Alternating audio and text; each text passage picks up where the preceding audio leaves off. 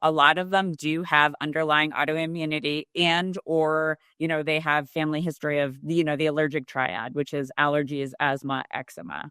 That's kind of a slight, I always call that the sliding scale of autoimmunity, because the folks that have that as children often manifest an autoimmune condition as an adult if they haven't addressed, kind of all of the root causes. We know to manifest at least the autoimmune condition, you're going to have, the environmental conditions, the genetics, and that leaky gut. We're talking about the leaky gut and the leaky brain, that in and of itself kind of sets the stage for all of that to arise. But there definitely is a subset of genetics, from on the autoimmune side, you've got like the HLA genes, you've got the, the interleukin genes and the TNF alpha genes, those can relate just to any general inflammation. Welcome to the PEMF Effect, where breakthrough science helps take control of your health. I'm Dr. William Pollack, and I'm here to guide you in tapping into the power of PEMF therapy for recovery, vitality, and total body wellness. From overcoming chronic pain, optimizing brain health, boosting energy, and aging with strength, this podcast is your path to cutting-edge solutions for lifelong well-being. If you're ready to move beyond symptom management and tap into your body's natural healing ability, you're in the right place. Let's dive in. Today's episode was previously recorded on the Pain Solutions Summit that I hosted. Hello, Dr. Davis. How are you? I'm great. Thanks for having me. Oh, thank you so much for doing this interview. I'm just so impressed with your resume, and I can't wait to get into this whole gut health. But before we start, introduce yourself so our listeners can get a little idea of who you are. My name is Dr. Stephanie Davis, and I've been practicing functional medicine for 16 or 17 years now. It's been a long time. Anyway, but before that, I was a microbiologist. So very much my wheelhouse is, in the gut, the immune system, inflammation, things of that nature. And so that's, where I tend to focus my practice. And I do see I see adults, but I also see a lot of kids. About 60% of my practice is kids now, just because, unfortunately, with the way the world is now, a lot of our kids are starting to get sick earlier and earlier. So that is, that's my life in a nutshell. That is your life in a nutshell. So growing up, my parents used to always say, oh, you're only as healthy as your colon. And more so, that has become true. And yes. So in your practice, you have also seen the importance of a healthy gut. Now, what would you say is connection between gut and brain health? So it's really interesting because I don't think a lot of people think about, kind of the gut and the brain as related, but they very, very much are. I think, you remember in school, you learn about membranes and barriers, and the gut has a, protective barrier. The brain has the protective blood-brain barrier, and so does the skin, interestingly. And all of these are to protect us from the outside environment. And these can become compromised, from inflammatory conditions, also just, even stress. Stress can be a part of it, pathological conditions, if you come across, just like, for instance, salmonella, that could be something that compromises. Usually starts off in the gut barrier where it becomes compromised, but then, it allows, things that shouldn't be in the bloodstream in there. So certain types of chemicals and proteins, you'll often hear them referred to as antigens. And you'll also, organisms such as bacteria, they get into the bloodstream, they incite an inflammatory response. And that, can lead to anything from, just systemic inflammatory symptoms like, just general aches and pains, all the way to autoimmunity. But the important thing here is, the vagus nerve. The vagus nerve connects, the brain, the central nervous system, to the gut with its enteric nervous system. And, you've got your immune chemicals and hormones and neurotransmitters that travel back and forth. And that, it's your gut-brain axis. And that, you can have symptoms, in the gut and, not necessarily in the brain, or vice versa. You can have, something like brain fog or lack of balance. And really, it's telling you that there's an issue in the brain and in the gut. So, it's a very connected system that's very kind of intimately, connected, and people, people very much, I don't think about that. But, in essence, gut health and brain health are very tied together. Right. You mentioned the gut-brain axis, its dysfunction. What would you say are some of the common causes of this dysfunction? It's interesting because I find anymore that the causes are becoming more numerous as compared to when I first started practicing. In adults, I think it manifests differently. In adults, stress by far is probably the most common cause. Trauma, past traumas, current traumas, those are a huge factor in it. Poor diet. Toxins of all kinds are becoming a major player. I've done a lot of training in, kind of environmental medicine in the more recent years, just because I've had to come up to speed on, all of the various toxins, in the world. Now, it's not just, what you're eating, it's what you're breathing, it's what you're bathing in, it's the chemicals you're putting on your body when you put on personal care products. It's the whole world of environmental medicine is huge in this realm, but also just kind of a big entity in and of itself. Whereas, the kiddos are a little more, kind of narrow in why they're, manifesting this stuff. It's generally definitely gut related issues, whether a lot of them had, the moms had infections while they were, pregnant. And, that usually ends up as either a C-section or a child that's born, with an inflammatory situation. Diet is also kind of plays into that whole realm too. Gluten and casein are two proteins that seem to kind of incite this inflammatory response. But truthfully, dietarily, I see a lot of different kind of food sensitivities in these kiddos, and also for them, I don't think parents think about stress or trauma, especially in babies, but that's a big factor as well. What I see is the mamas who tend to be more stressed out or anxious, they tend to, their kiddos tend to take a little bit longer to heal as we work on both of them. I see a lot of mamas and little ones. So, we're working on both of them. And as the mamas, anxiety and, stress decreases, the same happens with the baby. They're very receptive to what's going on in their environment. Right. I agree. What would some of the symptoms be if Okay. this blood-brain barrier has been compromised? So again, it's like adults and kids kind of have a different scenario. I would say number one symptom in adults, brain fog, lack of mental clarity and just lack of mental agility, the ability to go from one thought to another thought or make decisions. You can also, headaches can be a part of that. I see adults who have balance issues. They'll be walking around and they might hit their shoulder on a wall, or they, are working out and they just notice that then when they try to do something on one leg, they don't have the same balance anymore. Also, a big piece of that is like, mood related issues like anxiety and depression. Those are also pieces that will manifest in this. But for the kiddies, it's a little bit different. I would say the symptoms are not quite as profound and broad. It's more, lack of focus. They might be labeled ADD or ADHD. They also might have some anxiety. They're also, with kiddos, a lot of skin related issues. There's going to be like rashes and eczema or other kind of random, kind of skin manifestations. And also, one big thing that I also hear a lot is they say, the ones who can talk say, my stomach hurts. And often it's because they can't say, and describe exactly what's happening to them. So they often, it's a catch-all for anything that's happening inside of their bodies. So that's, kind of the difference in what I see between kids and adults. And, in both groups, you can have sleep disturbances as well. And I would say sleep disturbances are usually more profound in the adults. That is very interesting because in my practice, I see adults as well as kids.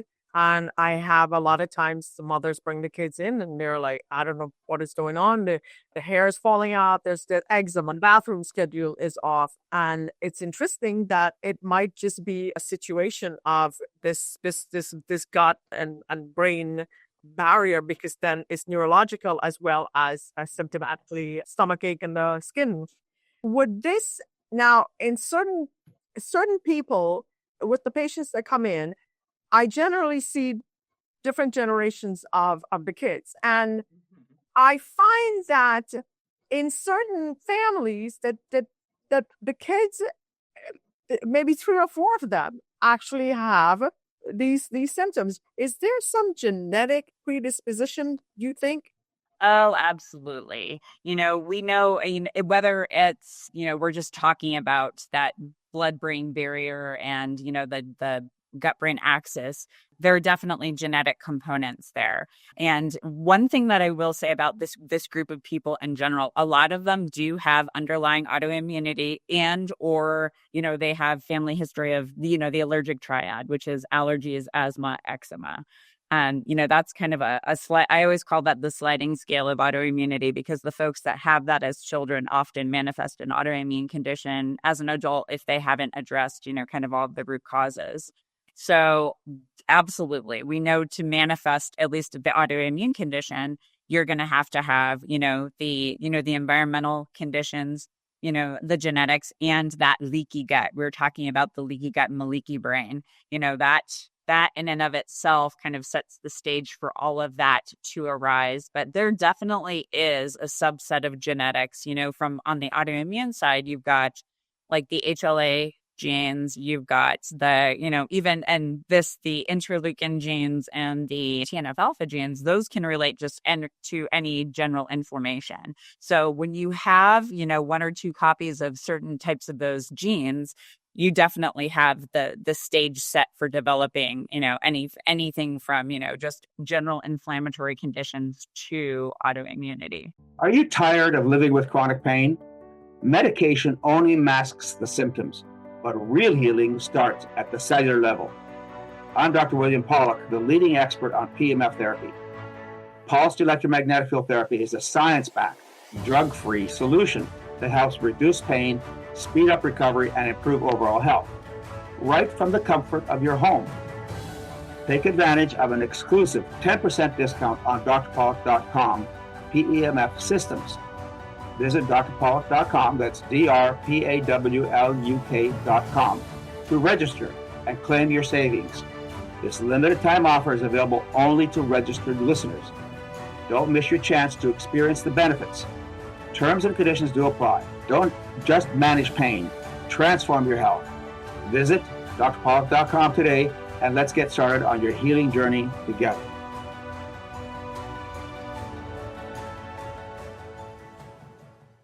So pretty much what I'm hearing is there is a connection between this leaky gut and autoimmunity. Tell us a little bit more about that, and how would one be able to identify that this might be what's happening? Right. So when I see a patient who comes in and I suspect autoimmunity, one of the first things I do is go in and check the family history. Like I mentioned before, do you have family members with autoimmunity or allergies, asthma, eczema? A lot of these patients I do run genetics on. I do look at the HLA genes. That's not necessarily set in stone. A lot of the people who do have copies of the interleukin genes or the TNF alpha genes, even some of the, kind of nutrient related genes too. You've got your omega fatty acids. That's huge for inflammatory modulation, vitamin D, vitamin A, all of the, the collective methylation SNPs, not just MTHFR, but, MTR, MTRR, CBS, all of those. There's a lot that goes into this. And I would also say, you've got your general inflammatory genes also, like C-reactive protein. It is something you can measure in the blood, but it's also a gene that you can look at. There's a lot that I look at when I'm, kind of looking at this big picture. And then another big component is the environmental factor, because we know in order to manifest the autoimmune condition, you have the, the genetics, you have the leaky gut, And then the environment is typically, they say, pulls the trigger. That's something that's become well known now. And so that's what I'm looking at. What are the environmental factors contributing? Quite frequently there is kind of like the stress chemicals, in the body. You've got hormone imbalances, often GI related stuff. I'd say that's often one of the biggest pieces of the puzzle because, we eat so frequently throughout the day. And so your body has many opportunities to respond to those food related antigens or proteins. And then, again, toxins, from what I've seen in the last 5 years of my practice, there's been a big shift to that being a significant, environmental root cause. Right. So for parents who are concerned that their child may possibly have this, what kind of things are they looking for? So again, kiddos who might struggle with focus, ones that they might be anxious. Another piece that I often see is they will say, my kid was fine one day, and then the next day, they started having, some aggressions or irritability, things of that nature. The skin, anything happening on the skin, usually, kiddos seem particularly susceptible to, things arising on the skin, and also just kind of that allergic type of symptoms, either with like, a runny nose, runny, watery eyes, that type of stuff, and sleep related issues. A lot of times the kids don't have overt GI symptoms. And I would say this is true of a lot of the population, but kiddos often don't have GI related symptoms. There's I would say infrequent things like gas and bloating. And, stools tend to be pretty normal in most of these kids. If anything, it might tend towards constipation, not diarrhea. But yeah, the GI symptoms are not quite as prevalent in these kiddos. That is actually very interesting that there is such a difference between the adult population and the kids. So absolutely. So what are some of the biggest differences that you would if you had to pull about 3 or 4 things? What would you say the biggest differences between the manifestation of this in adults versus children? The adults most definitely have GI symptoms. And I usually chalk that up to life history, and especially the role that, stress and cortisol and that whole, aspect plays in GI health. I think, adulting is hard. So yes, it is. We've got a lot of balls in there, and it's often hard to juggle. And a lot of what I see in my practice is women and children. And, women, we have an extra job. If you have kids, you've got an extra job. You run your household, you manage your children, and a lot of women are working, you're managing life. So there's a lot there. So I would say that is that stress factor and GI symptoms are probably much more significant in the, adult realm as opposed to the children. Another factor that might be, more, I would say, adult is that sleep disturbance. And again, I think this also ties into the, kind of stress factor and what happens, with cortisol levels and, how it affects, serotonin, melatonin, and all the other hormones. I think that is a huge piece of the puzzle too. And if you're not sleeping, you're not healing, and your body's not regenerating. So I would say those are probably the 3 most distinct. So now we know what to look for, some of the causes. What would you say would be some of the solution? So I would say first and foremost, I think working with a practitioner to identify the root causes is huge, because a lot of people that I see have tinkered with their diet and also tried some, therapies that they read about online. And lots of times they do make some headway, but working with a practitioner, doing the right, kind of testing and identifying of the root causes. And I think testing, the biochemical and physiological testing is important, but also I think analyzing the stress and analyzing the traumas are really, really significant. The longer I practice, the more I see where the past traumas are incredibly significant to especially this patient population. we tend to hold traumas in our body, and if they aren't dealt with, they just kind of manifest and perpetuate. So I'd say, that's a big piece of the puzzle. And then also, if you're just looking for things to try to get the ball rolling, I really, really love, things such as, PEMF. I like red light therapy, things that are going to stimulate mitochondrial function, because that's something that I do find on the testing and then just listening to people symptomatically. Their mitochondria are very challenged. So their energy levels are challenged. That's where that brain fog and the fatigue and, muscle aches and pains come in. So using that red light therapy and that PEMF can really, really help get that stuff going in the right direction. Also, I always tell people simple lifestyle factors, get yourself outside in the sun, especially early in the morning, to help set that circadian rhythm.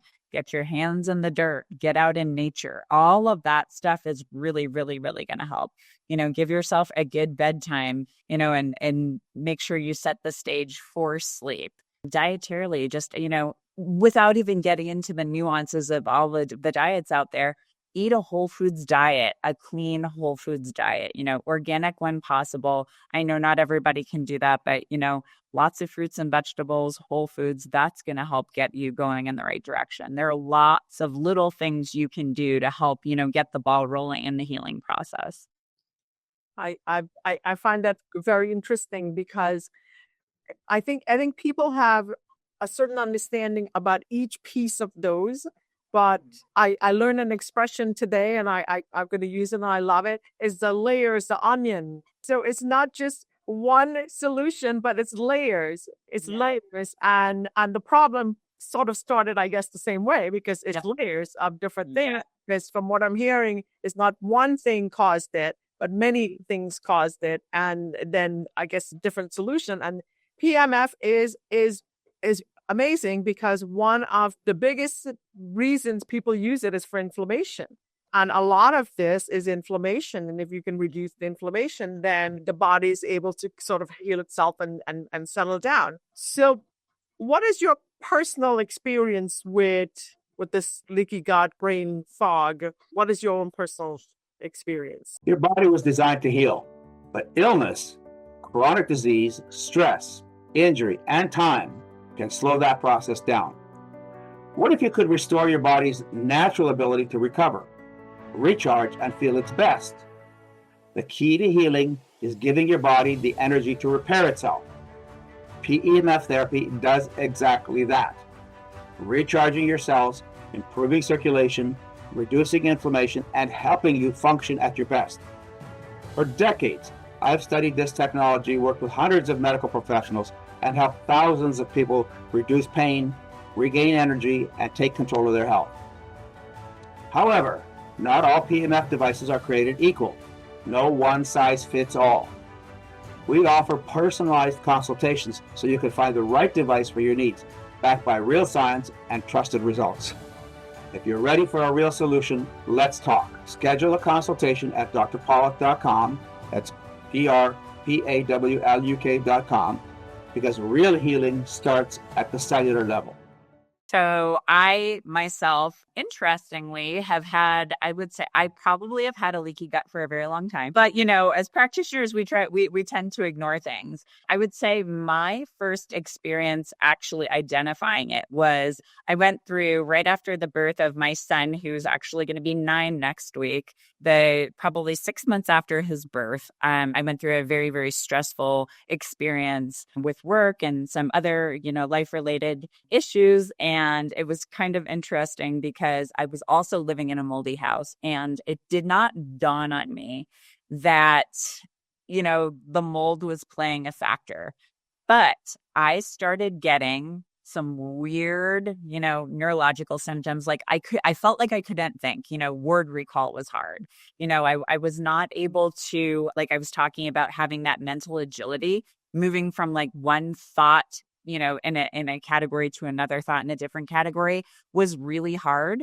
I noticed I was sensitive to EMF. So when I would go into a place that had lots of EMF, my brain would almost shut down. It was very interesting. And then I had horrible eczema. And interestingly, not a lot of GI symptoms. GI was pretty normal. I would have the occasional, kind of gas or bloating, but nothing profound. It was not a daily occurrence. And I did my own testing then, and it was, literally leaky gut. The signs of leaky gut were all over. Actually, at that point, I was still measuring things like zonulin. I don't do that in my practice anymore, just because I don't, you can tell when somebody has leaky gut, and is it worth it to add that extra $50 onto a test? More than likely not. So, unless somebody really wants to see it, I don't test for that. But I did at that point. It was, a newer test on the scene. I had the leaky gut. I had rampant dysbiosis with lots of opportunistic infections. I had, things like Pseudomonas and Staph and Klebsiella, lots of the bad guys. My testing did not show for Candida, but I actually treated myself for Candida because I knew I was, kind of living in that moldy environment. I knew that I had an issue there. And then I also tested myself for Epstein-Barr virus at the time because of the neurological symptoms, not necessarily at that moment in time putting the connection, to, the blood-brain barrier and the gut and, the vagus nerve and all that. So that was kind of my first foray into all of this. And I treated all of that over time. And I was in a really good place until I moved out of the moldy place, was good for several years, and then ended up a couple years back moving into another moldy house, which of course you can only do so much when you do the inspection for a house, right? And house looked great. We even had a mold inspector come in, and he did not really find much of anything. He had remnant water damage, but he did some testing and did not see anything, but we ended up having mold in that house. And for me, mold is a major trigger, and the mycotoxins. So I ended up going through this all again, and then COVID hit. So that kind of played a role in it for me as well. So I would say I'm probably 90% at this point, having had COVID, kind of triggered some things. But again, for me, it's not a lot of GI symptoms. I'll do GI testing and it'll come back looking not great.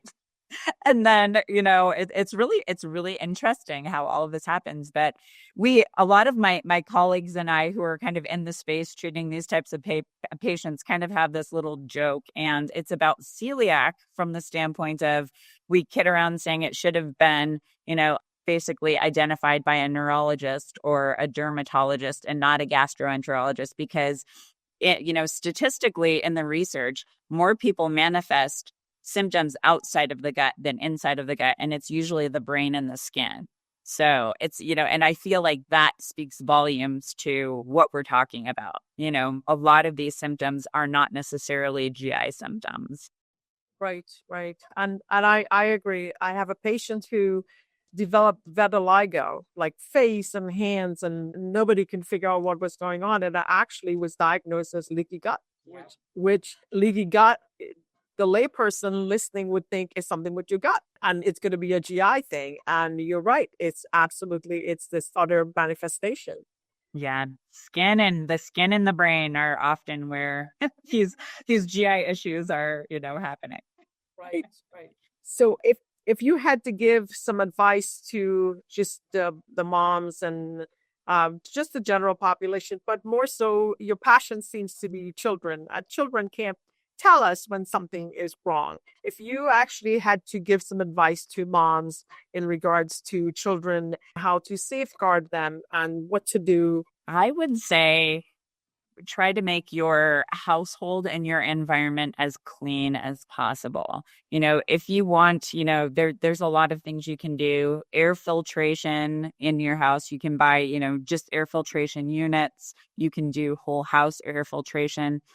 Similar with water filtration, you can do like a sink unit or just, a little, kind of countertop unit. You can also do whole, kind of whole house units. And, clean products, personal care products like lotions and shampoos, and, try to buy the cleanest versions you can. Also cleaning products similarly, buy the cleaner versions of those. Diet is a huge, huge piece. Buy, like I said before, kind of buy organic or better when you can, grass-fed and, pasture-raised meats, that type of stuff. Always do that when you can, and stick to whole foods. I think it's hard to strike that balance with diet.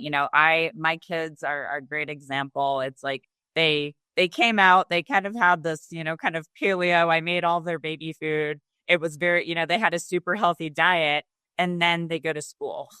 They're exposed to the rest of the world. So for me, I'm at a point, I'm not super, over the top restrictive on certain things, because I know that can lead to, eating disorders or orthorexia or things of that nature.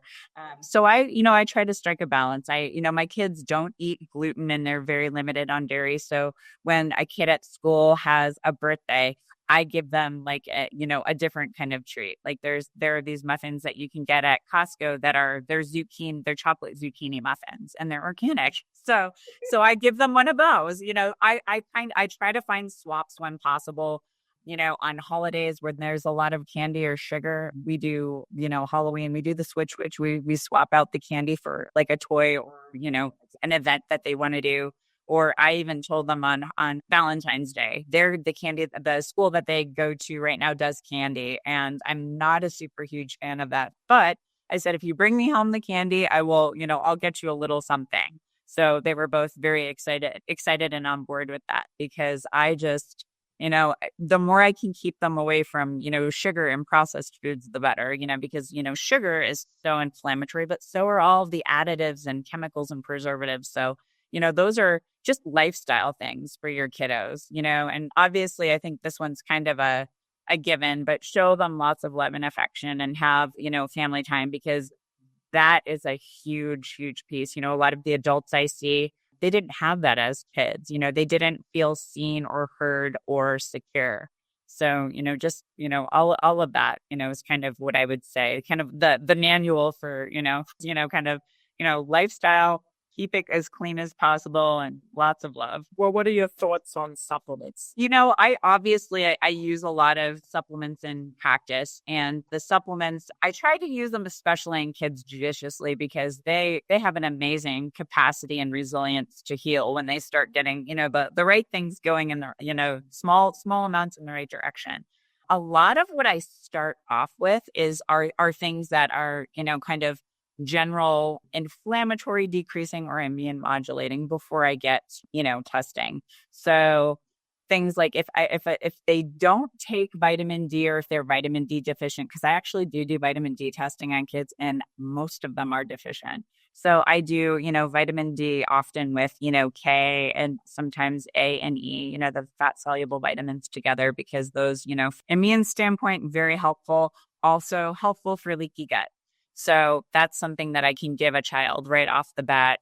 I use some of like the immunoglobulins, so the IgG products. A lot of times those can help get the kiddos, going in the right directions with regard to an inflammatory standpoint, and also addressing kind of the leaky gut and the leaky brain. And I also use a lot of like the fish oils, specifically like the SPM or the PRM fish oils, because those are not in, liquid form. I have the parents cut off the top of the capsule and put it in a smoothie or applesauce or something like that. So they, those are, specifically concentrated fish oils that address very much kind of the inflammatory process, and, also in the realm of autoimmunity too. Right, absolutely.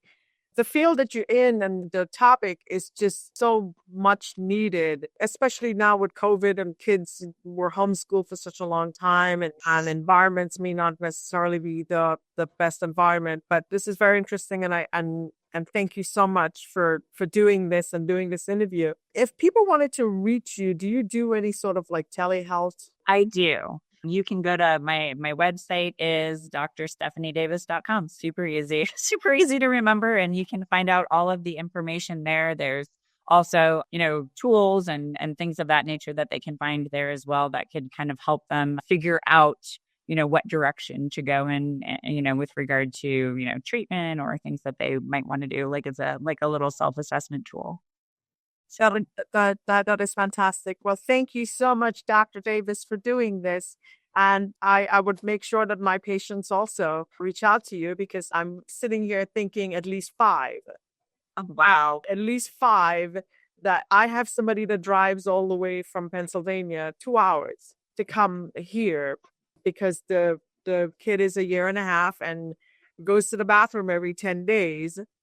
Such bad skin, and hair loss. So that is going to be the first person that is going to be reaching out to you. Thank you so much. I appreciate that. Yeah, I love working with the kids because they're amazing little people. And, they have such a capacity to heal. And it's nice also when you work with the kids because a lot of what we do translates to the whole family. It really does. It really does. So thank you so much, Dr. Davis, and you enjoy the rest of your day. I know you said mornings work well, and I'm so glad we were able to get this in the morning when you had energy. Right, exactly. Well, thank you so much for having me. This was great. And I also have to say I use that onion analogy with my patients a lot because I think it's a great visual tool, You can imagine. It is my new favorite analogy. It's a great one. Thank you so much, Dr. Davis. Thank you. Thanks for joining me on the PEMF Effect. I hope today's conversation gave you new tools, insights, and inspiration to take control of your health. If you enjoyed this episode, don't forget to subscribe, leave a review, and share it with someone who could benefit from PEMF therapy and holistic healing. Your body has the power to repair, recover, and thrive. Sometimes it just needs the right charge. Until next time, stay curious, stay proactive, and keep powering up to better health.